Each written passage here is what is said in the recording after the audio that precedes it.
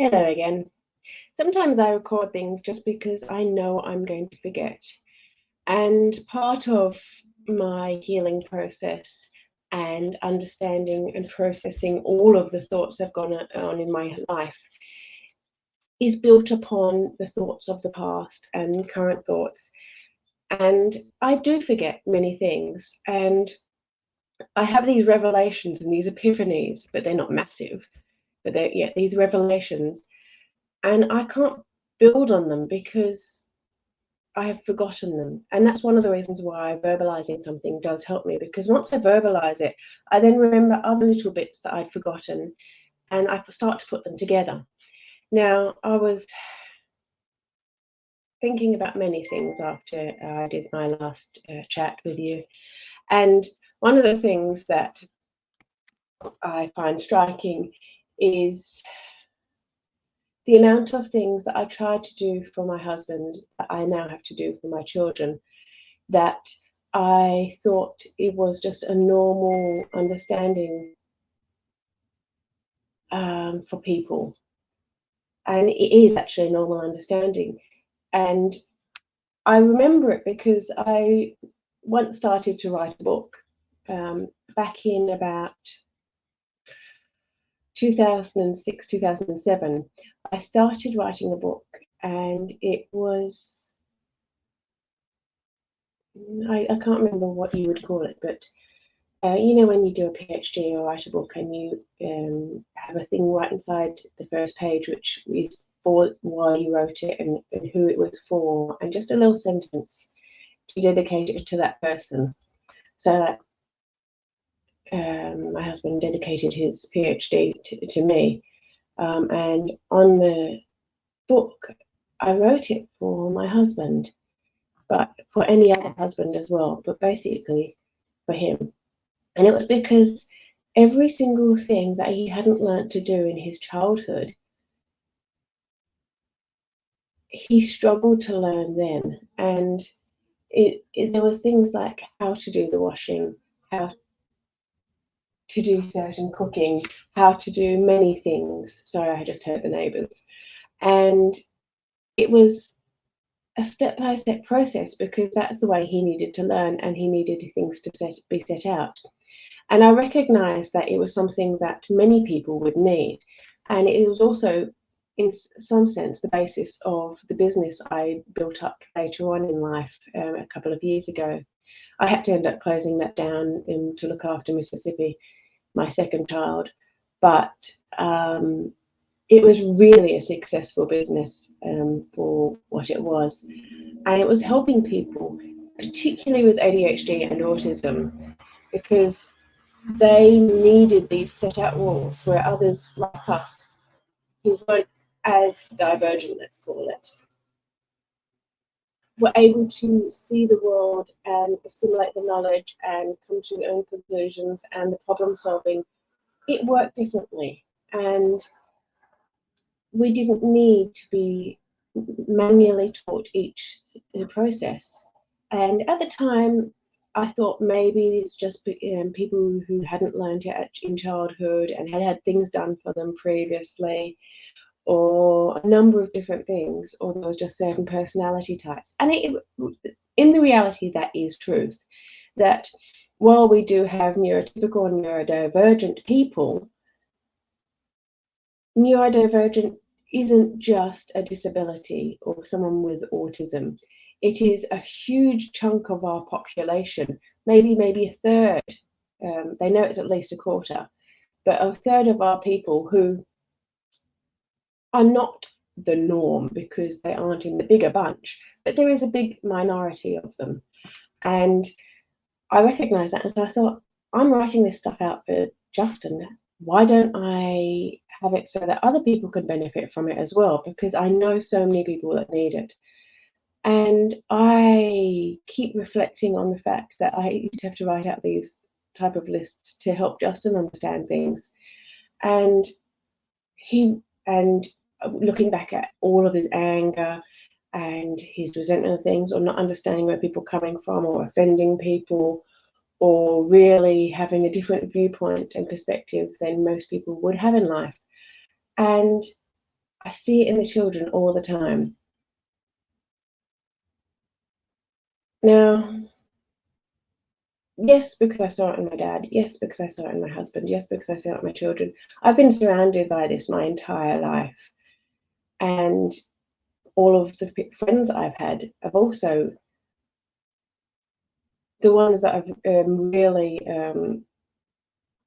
been attracted to friendships with me, have also been quirky and different. And I do know one or two that weren't. And they're the ones that I've held a special place in my heart and I've loved dearly for my entire life. But I keep having this niggling thought of processing, where Justin did tell the children's psychiatrist that he'd never been diagnosed with ADHD, but he definitely had it as a child and that sort of thing. And we know that my psychologist back 10 years ago was saying it was a court-ordered psychologist because Justin had required it. She was saying many diagnoses of it, what she would suggest with going on with personality disorders with Justin. And while she never actually met him, it was quite an obvious thing. And it isn't our place to diagnose Justin, because while some people say ODD turns into antisocial personality disorder, and that while you grow out of certain personality things, it's only because it's renamed into other stuff. It all needs processing, and I can either tuck it in a box and never think about it again, or I can deal with my life and my past and have a think about it, and it doesn't change anything, but it gives context to some areas of my life. And hopefully for the children, once they grow up and they start to understand all of this stuff, because it made a huge difference for me when I could see my parents for who they were. And people frequently have asked me, how did you end up in a situation as bad as it was without people knowing? And how could they not see it? And the answer was, I came from a very similar situation and expecting very little of certain things and having very little boundaries. And there's levels of masking throughout life and not mentioning things, and so many excuses are made for people. And I've had those excuses given to me by 1,000 people. I remember sitting down and speaking to,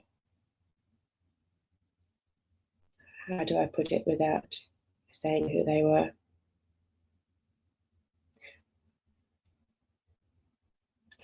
A significant person in my children's dad's life. And I said, how do you justify this behavior? And if I go any further detail, I'll end up naming the person. And they said, oh, he's not like that. There was always a reason for those behaviors, and they were justified. And I remember stories of him punching his brother in the face, or destroying a car that I was locked inside so that he couldn't get to me. That sort of stuff. Are they ever acceptable? Or is it just that we all knew? And I'd say to him, why do you accept Justin's lies? It's easier. Let him know that he's in control, he's right, and it's just easier. It's just the easiest way of dealing with Justin. And it was true. In many ways, it was easier. And I'd ask Justin, why do you do this or that? And he's like, oh, it's just easier. And I responded how I want to respond at the time. And he did have very little impulse control. And while he looked reserved, that didn't mean he had great impulse control. And when he wanted to say something, he did. And when he wanted to do something, he did. And he didn't understand boundaries of society, and I used to have to spend a long time with him, and he has learnt many things. And identifying things like that out loud gives you a description of a person. Now, I loved him dearly, and I would do anything for him. Maybe not, no, not now, I wouldn't. There is a boundary in place, but I would have. And I devoted my life to him. And yet, there were so many red flags and so many things that people just went, oh, it's okay. And it wasn't. It really, really wasn't. And they all seemed like little things at the time and in hindsight, but they all add up. Like, there were so many deviant behaviors that we just kind of went, oh, it's okay. Everyone's kind of a bit unique, and that's just Justin, and he's just shy, or it's because of the adoption, or he's just angry at his parents, or well, he just doesn't tolerate people that he doesn't like, or yeah, he does say what he thinks, and he can be very rude to people, and he's always been very intelligent, and his intelligence has masked a lot of things. And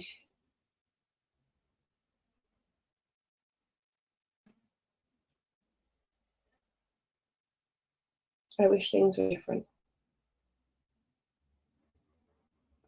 I always wanted him to understand that he was purely and unconditionally loved, and that he had things better than most people. You couldn't see that. And he won't be able to remember history the way it was. It's sad. It really is sad. Anyway, I think I should stop talking there. But it's helped me process, so thank you for listening to me. Tua, God bless, and love those around you and those you don't know.